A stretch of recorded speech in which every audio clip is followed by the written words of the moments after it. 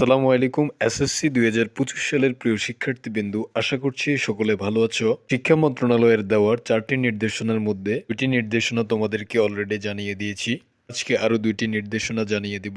এগুলো মেনে তোমাদেরকে পরীক্ষায় অংশগ্রহণ করতে হবে। তো ৩ নম্বর নির্দেশনা হচ্ছে পরীক্ষার সরঞ্জামাদি নিয়ে নির্দেশনা। শিক্ষা মন্ত্রণালয় থেকে প্রকাশিত বিজ্ঞপ্তির মাধ্যমে জানানো হয়েছে, শিক্ষার্থীরা পরীক্ষার কেন্দ্রে কোনো ধরনের সায়েন্টিফিক ক্যালকুলেট ব্যবহার করা যাবে না, সাধারণ ক্যালকুলেটর ব্যবহার করতে পারবে। তাছাড়া শিক্ষার্থীরা অ্যাডমিট কার্ড, রেজিস্ট্রেশন কার্ড এবং কলম, পেন্সিল যাবতীয় জিনিসপত্র ছাড়া কোনো কিছু নিয়ে যেতে পারবে না।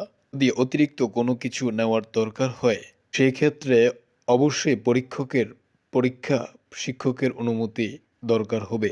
৪ নম্বর যে নির্দেশনাটি সেটি হচ্ছে পরীক্ষায় পাস মার্ক নিয়ে নির্দেশনা দিয়েছেন শিক্ষা মন্ত্রণালয়। শিক্ষা মন্ত্রণালয় থেকে দেওয়া যে নির্দেশনাগুলো, অনেক শিক্ষার্থী এই বিষয়গুলো জানে না, তাদের জানিয়ে রাখতে চাই। সৃজনশীলে আলাদা পাস, বহু নির্বাচনে আলাদা পাস এবং ব্যবহারিক অংশে আলাদা পাস করতে হবে, নয়তো সম্পূর্ণ সাবজেক্টই ওর ফেল আসবে। এই বিষয়গুলো খেয়াল রেখে তোমাকে পরীক্ষায় অংশগ্রহণ করতে হবে। তো পড়াশোনা উপবৃত্তির সঠিক সংবাদ পেতে চ্যানেলটি সাবস্ক্রাইব করে সাথেই থাকুন। ধন্যবাদ।